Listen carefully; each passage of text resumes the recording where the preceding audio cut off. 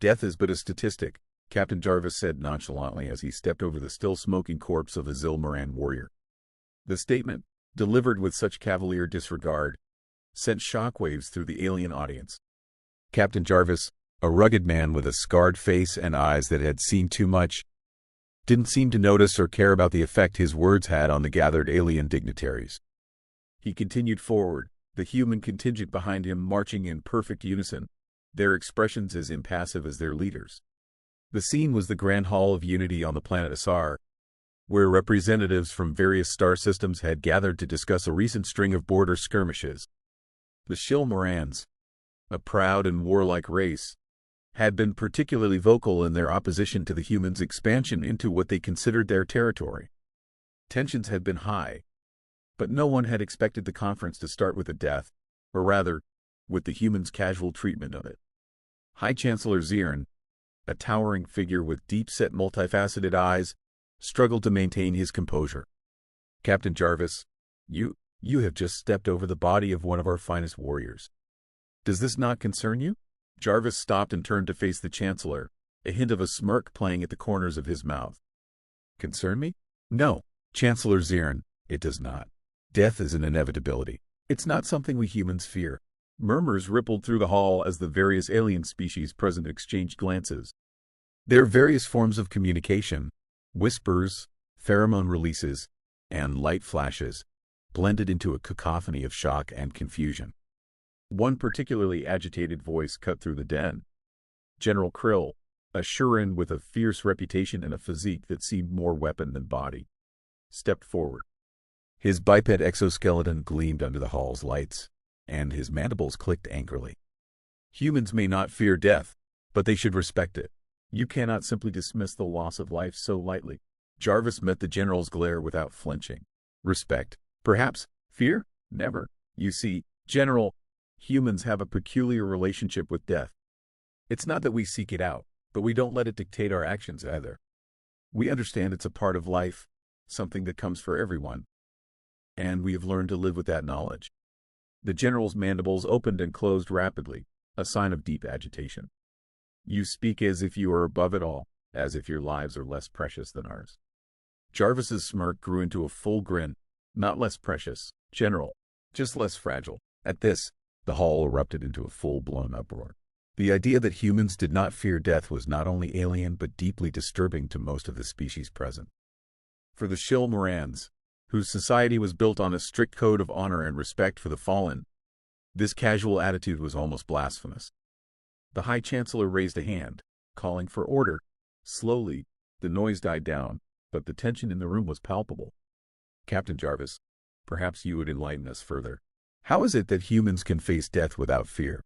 Jarvis's face turned serious. It's a long, long story, Chancellor, rooted in our history and our evolution.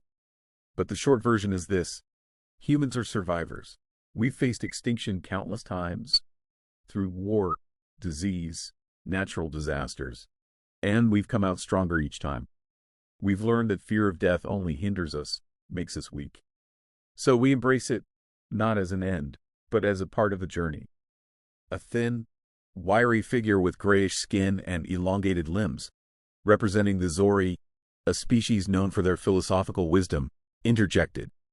But without fear of death, how do you value life? How do you find meaning? Jarvis nodded thoughtfully. That's a fair question. We value life because it's fleeting. Each moment is precious because it could be our last. This drives us to achieve, to explore, to push boundaries. The lack of fear doesn't diminish the value of life. It enhances it. We're not reckless. We simply refuse to be paralyzed by the inevitable. General Krill's eyes narrowed. Then perhaps it is time to test this lack of fear. He gestured to one of his guards, who brought forward a device that looked ominously like an execution tool. Will you face this, human? Before Jarvis could respond, a young soldier from his contingent stepped forward. Allow me, sir. The soldier, barely out of his teens but with the hard look of a seasoned warrior, faced the general. I am Private First Class Michael Hayes, and I volunteer. The room fell silent as Hayes stood resolute. The device hummed to life, its purpose clear and deadly. Without hesitation, Hayes placed his hand on it, and a bright flash filled the room. When the light faded, Hayes stood unharmed, a slight burn on his hand, the only evidence of the device's power. General Krill looked at the human soldier with a mixture of respect and confusion. Why did you volunteer? Do you not value your life? Hayes met his gaze steadily. I value my life, General, but I value my comrades, my mission, and my species more. Death is just a part of the duty. Captain Jarvis stepped forward, placing a hand on Hayes' shoulder. You see, General, Chancellor, it's not that we don't value life. We just don't fear death. It's a subtle difference, but it makes all the difference in the universe. As the human contingent continued to the negotiation table, the aliens present were left to ponder this shocking revelation. The humans were unlike any species they had encountered before, and in the back of everyone's mind, a single thought lingered. If humans did not fear death, what else were they capable of? The room remained tense, the weight of the humans' revelation hanging heavily in the air. Captain Jarvis, standing tall and unyielding, eyed the assembly with a mix of defiance and anticipation. He knew that the impact of their philosophy had only just begun to sink in. High Chancellor Ziern, striving to maintain control of the situation, cleared his throat.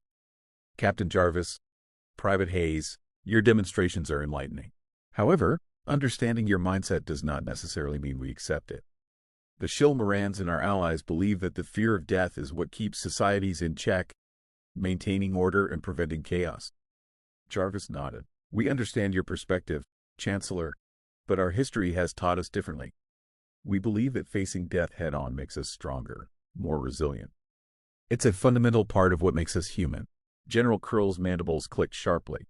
Perhaps it is time to put your resilience to the test in a more substantial manner. The room fell silent again as Krill's words hung ominously in the air. Jarvis could sense the shift. The negotiations were veering away from diplomacy and toward a potential conflict. He had expected this. Humans, with their unpredictable and tenacious nature, were often met with resistance and hostility from other species. We are always ready to prove ourselves, General, Jarvis replied evenly. But understand this, we do not seek unnecessary conflict. Our aim is not conquest, but survival and growth. If a test is what you demand, then a test you shall have. But it will not be on your terms alone. Ziern raised a plated hand. Let us not be hasty. We are here to find a solution, not to escalate tensions. However, if it is a demonstration of human resilience that you seek, General, we must agree on the parameters. The Grand Hall's atmosphere grew more electric with each passing moment. Delegates from other species whispered among themselves, their curiosity piqued by the impending challenge.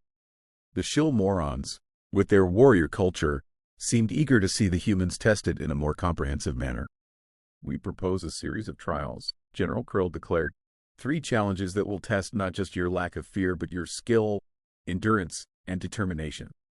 If you succeed, perhaps we will reconsider our stance on your expansion. If you fail, you will leave our territories and never return.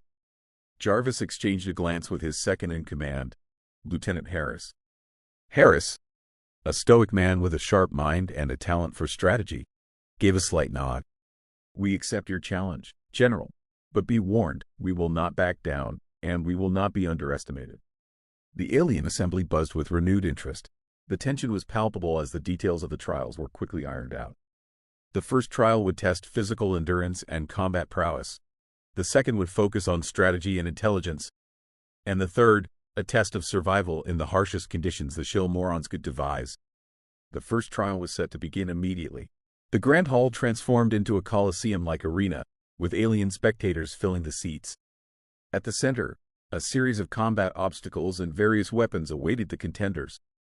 Jarvis and his team prepared themselves, donning lightweight combat armor and checking their equipment.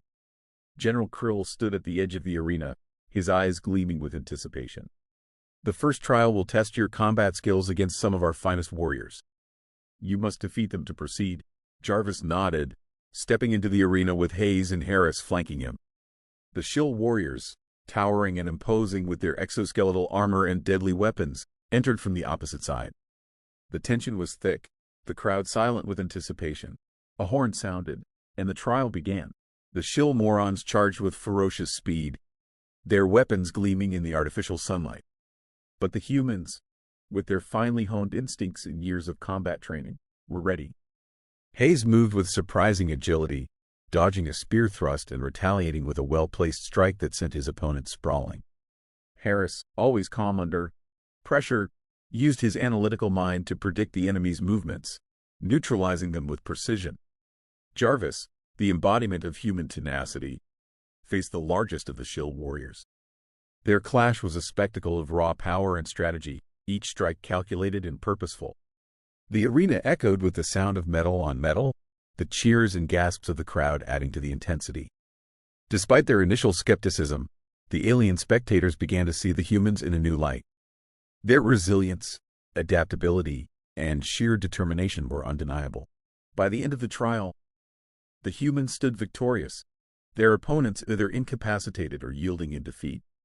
General Krill, though visibly displeased, approached Jarvis with a grudging nod. "You have proven yourselves in combat, but the next trials will not be so straightforward." Jarvis smiled, his confidence unshaken. "We wouldn't have it any other way."